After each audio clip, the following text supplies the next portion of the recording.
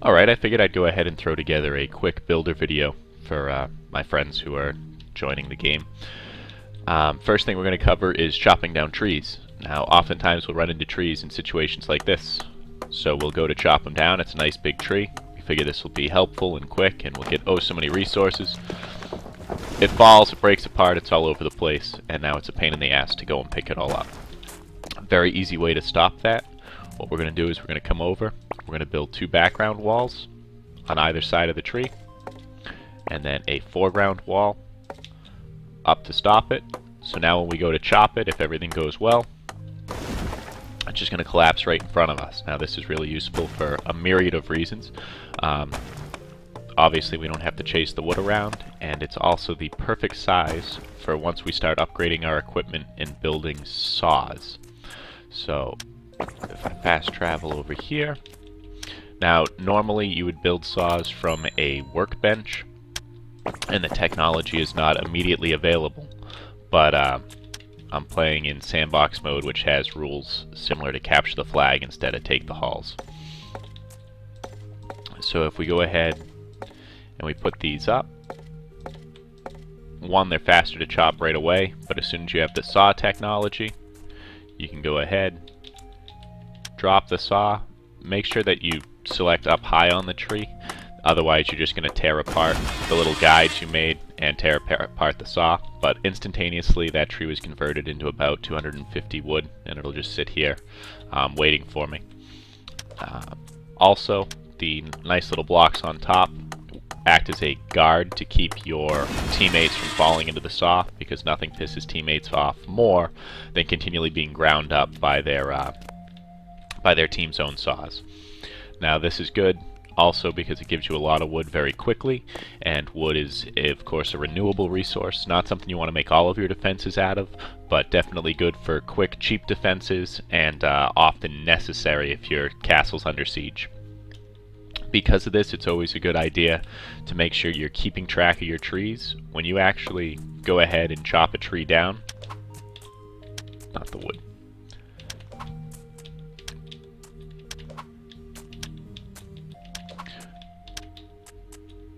really? Thank you. When you chop a tree down, you are left with a seed which you can pick up.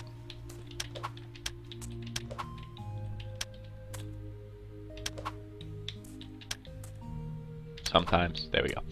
You can pick up and bring with you wherever you want. Seeds are rather resilient, but kegs will destroy them, so you usually want to try to keep your trees out of the firing line. Plus, if you set them up in a fashion to what I have here,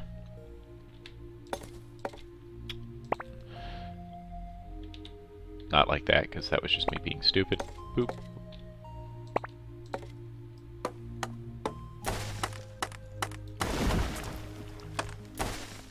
If you set them up like this, you can just have the one saw and come through and just tear everything to pieces that you need, which is very beneficial. Alright, moving on, because I'm very sleepy and I'm just going to keep talking about the same things if I don't. We'll move over to our stone building area. Oftentimes you're going to run into tunnels, whether you're mining a tunnel towards an enemy base or under an enemy structure, or just natural caves and whatnot, and it's always a good idea to throw in some doors in order to stop the enemy from just using it directly as a line into your base or coming after you. And I'll see a lot of people drop doors like this, and although they are fully functional and that works just fine, it's incredibly easy for an enemy knight to get around them. All the knight has to do is quickly jab at the dirt. Obviously the door wouldn't open for him. Jab at the dirt. Now this stone door will fall apart, break, and be useless. So what I always make sure that I do is anytime I'm digging walls, I always go at least one higher. I often end up going two in order to set up my doors to really dissuade enemy knights. A knight who comes to a door like this has no problem digging if it's just dirt. If they see that it's 1 stone on either side, they might start to dig. If they see that it's 2 stone, it's usually quicker for them to go back to their base, switch to a builder, or go back and grab a builder in order to get through. I'm a big fan of the double door if you're underground.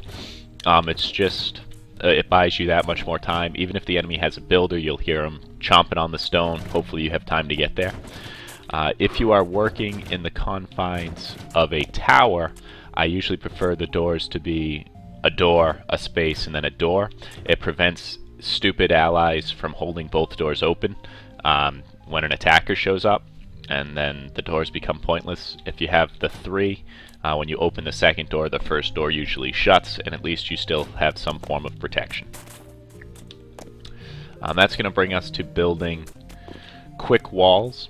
A lot of maps have a sea that washes up to a platform, and then up above is an island or whatnot, which offers a cap to how high your tower needs to be. Anytime I'm faced with a situation like that, if for instance we say that this little area here would be the water line, and then this would lead back to our base, I always like to go ahead and tear out the first block, make sure that it's stone. I usually go 3 to 4 wide, and in this instance we'll go 3. You always want it to be the level where you're building your doors, you want it to be outside the blast zone. So if this was a ground level wall, I would put 1, and then I'd put my doors. Where this is going to be a water level wall and bombs are going to float on the surface, I usually go 2 high when I build my doors, because you want to just prevent enemies from being able to lob bombs from a distance and knowing that they're going to sit there and hit your doors. Doors, although resilient because they're made of stone, are not as resilient as just the stone blocks. They're also very expensive, and it's really just best to do everything you can to protect them. It doesn't hinder your team at all to be able to set up those stone, to be able to jump up 1 higher, and you can build whatever form of platform you need here, and anybody on this side on your team can still jump in and get out. But it does so much to help, and so many players don't think of that, and it's just so easy to run over and lob a bunch of bombs, walk away, and come back. I like a little bit of background wall here. It's going to darken the room up, and it's going to hide whatever we have going on. So let's say that we are 4 tall, and then up here, this is the upward island.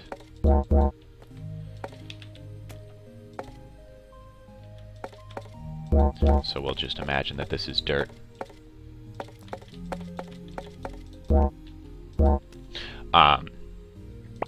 What I would do in a situation like this is a very quick and easy trap, as well as a good way to support our wall, is to go ahead and dig down a little bit of background to make sure that everything stays nice and dark. Also, the background supports are going to help support this wall. If it gets sieged, if they do knock out the bottom, the whole wall won't come tumbling down, and that's going to allow you to hopefully repair it when before the enemy forces can really muster and come through. You might have to deal with 1 wave, but that's a lot easier than dealing with everything. So again, we're going to build a secondary wall behind it, because these are really small walls, and they're rather cheap to construct. We'll put 2 this way here. When they breach our main defense, we still have something to hide behind. Our knights can go out and vanquish theirs, and every time we have a free span in front of us, we can go out and hopefully repair this wall a little bit. Also, this first wall that we made is going to repel any early rushers, whereas the second wall will help if it comes under siege. So hopefully if any enemy knights have rushed towards our base trying to find easy access, this will force them back again to either grab a builder or to use the alternate route and try to go over our island.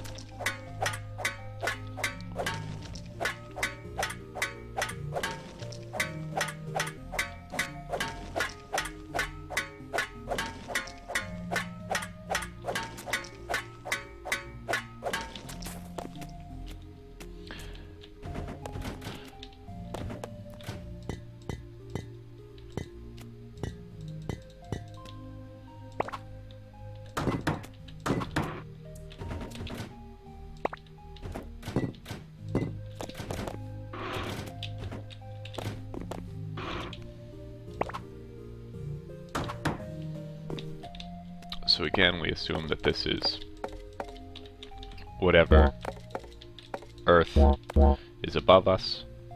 And you'll notice that I did purposely dig up into it a little bit. Not that that's terribly necessary, but knights, of course, can do this little jazz if they get through the first thing. And if it was all just dirt straight up, it's no problem to dig at it and go over.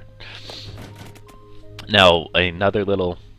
I see a lot of spike traps, and spike traps are good, but they're very rarely done well.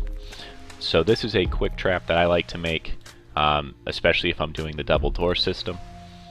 I like to carve out a quick little area.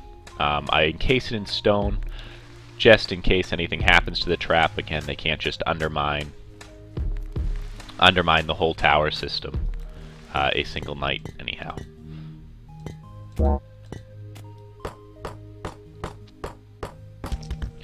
So we make a little area 3 blocks deep. And then we go and we build our saw, which of course I can't afford.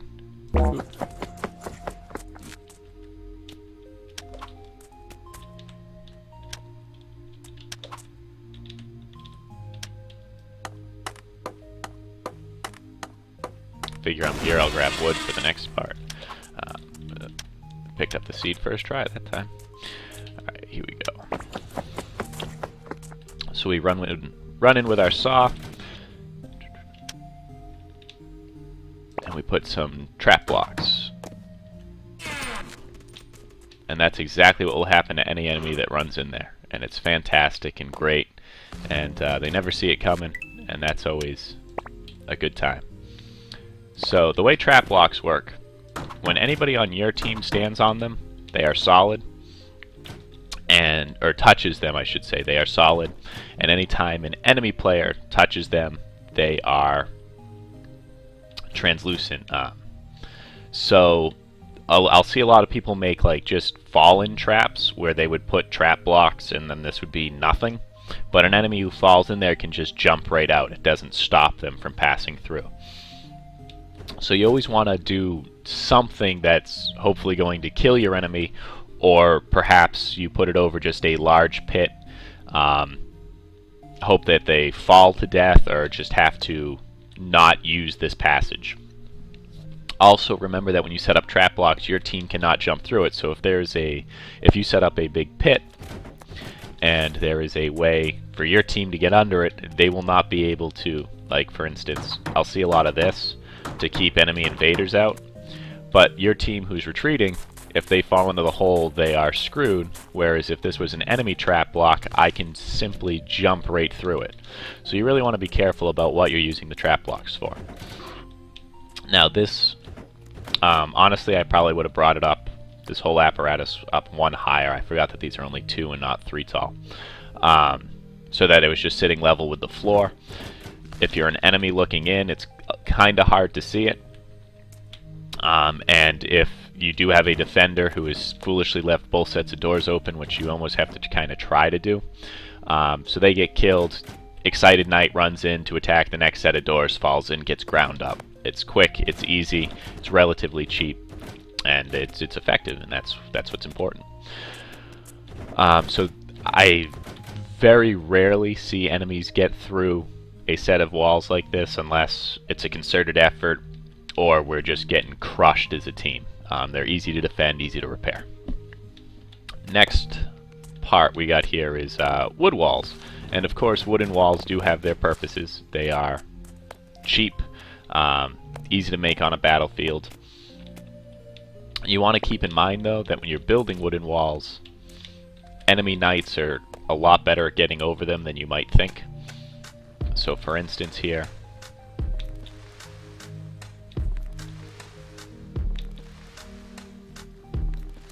if we go ahead and set up a wall,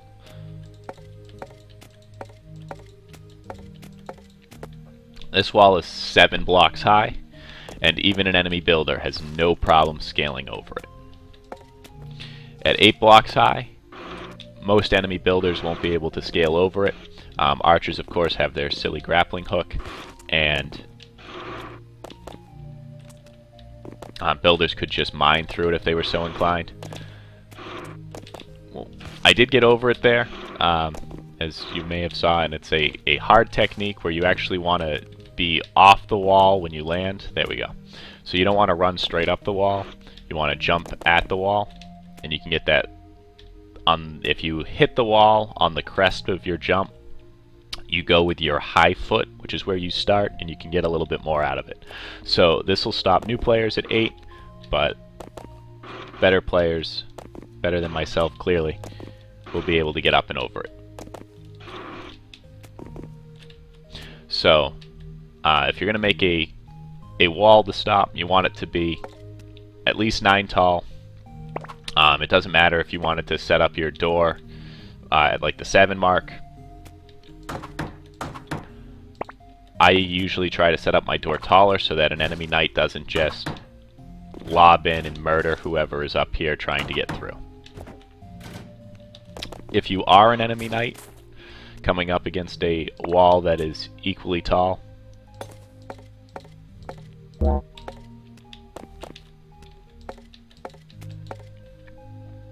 I will go 9 high.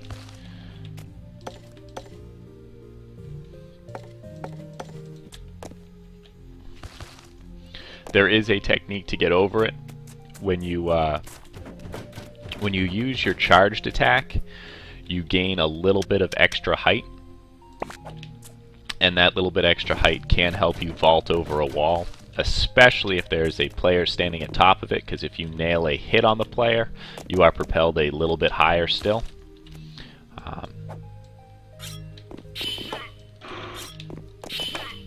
So as you can see, I was able to scale that by just having a well-timed chop. And sadly, I'm not the best at it, but at least there's proof that it is possible. Anyhow, so when you have a wall like this, again, it's very easy for a knight to just dig under it, whether it's stone or wood, doesn't matter. It's easy enough to undermine.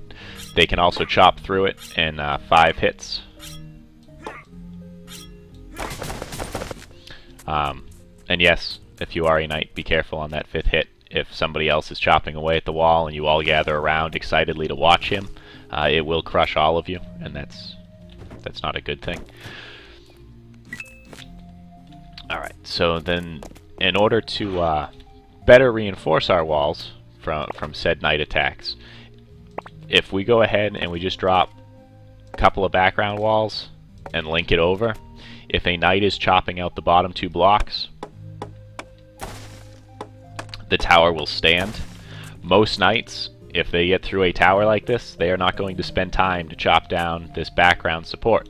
They are just going to run through to their prize of your base, which means that when you repel them and you run back out, it's a lot easier to drop 2 blocks than it is to have to rebuild the whole tower, and you don't give up all those resources that you had.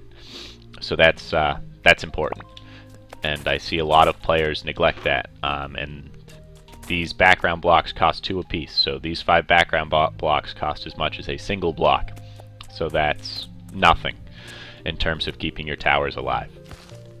Another good thing to pay attention to with your towers is armoring them. So even if you need to make a wooden tower,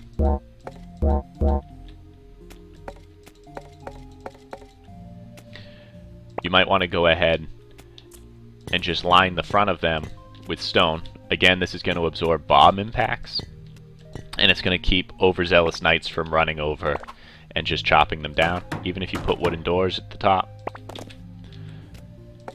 this wall is going to have so much more longevity, and it still is going to provide a buffer. You don't need to make the entire thing stone. Remember that wood is a renewable resource, stone is not. So you want to use it kind of wisely. Wood is also very useful for intimidating your enemy. For instance, if we have this apparatus here and we say that this is no longer dirt, but it is indeed the wood that it intends to be. If a knight comes across this and they see like a wooden tower up top, they're gonna focus all their efforts on trying to destroy what's up top.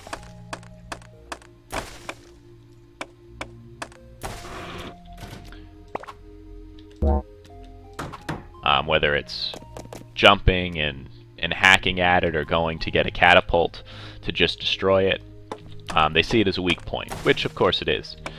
But at the same time, if they see a stone tower that is that thick, it's intimidating, and again, it's going to make a small contingent of knights think, maybe we should find another way around instead of assault it. You can fool knights very easily, just obviously make sure they don't see you doing this, by lining the top of your tower with stone. Now, they don't know that it's not stone solid all the way through. If they do siege through the outer layer, the wood, it will still offer some protection, and it is just a much more intimidating tower to walk across something that is this wide, looking entirely at a stone. That's going to be something that they're going to need to set up some siege engines to get through. And that's what you want. You want to delay them for as long as possible. The longer that they are looking at your fortifications or just hopelessly hacking away at them, the better off your team's going to be.